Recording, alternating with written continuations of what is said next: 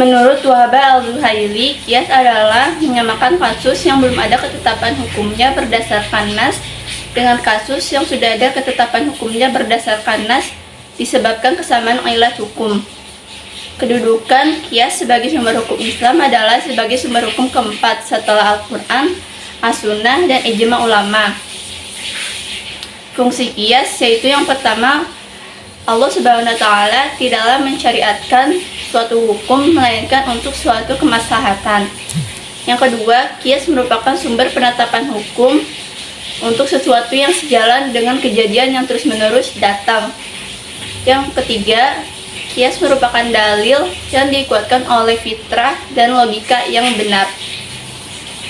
Rukun kias ada 4. Yang pertama, asal atau pokok. Asal atau pokok yakni suatu kasus yang sudah ada ketetapan hukumnya berdasarkan nas Al-Quran dan As-Sunnah.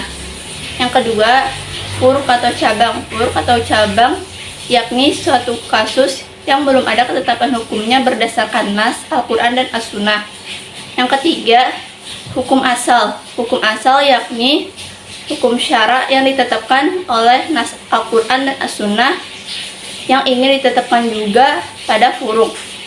Yang keempat, ilat hukum.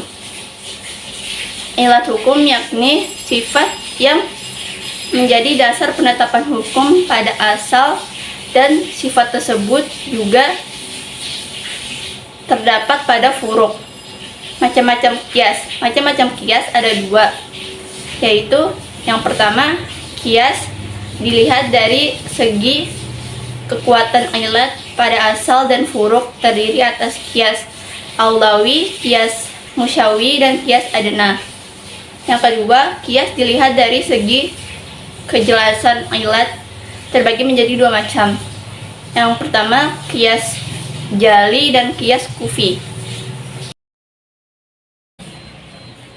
Menurut bahasa, istihsan berarti menganggap baik atau mencari yang baik, yaitu kecenderungan mujtahid pada sesuatu karena menganggapnya lebih baik, dan ini bisa bersifat lahiriah atau maknawi.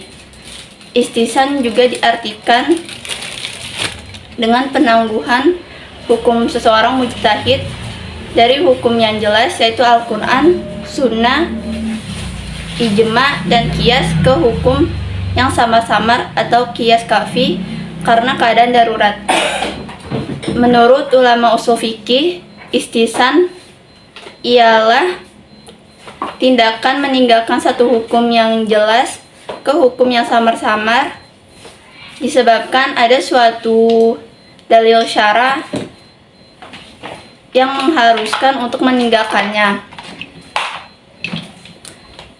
Cara membentuk istihsan dapat dilakukan dengan yang pertama kias, yang kedua istihsan khas atau beralih dari hukum umum kepada hukum khusus, dan yang ketiga istisna atau beralih dari tuntutan hukum umum kepada tuntutan hukum pengecualian kepada tuntutan hukum pengecualian karena adanya maslahat. Kedudukan istihsan sebagai sumber hukum Islam yaitu sebagai salah satu sarana dalam penetapan hukum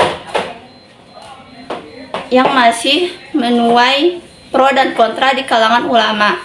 Jumhur ulama menolak berhujah dengan istihsan karena berhujah dengannya berarti menetapkan hukum berdasarkan hawa nafsu.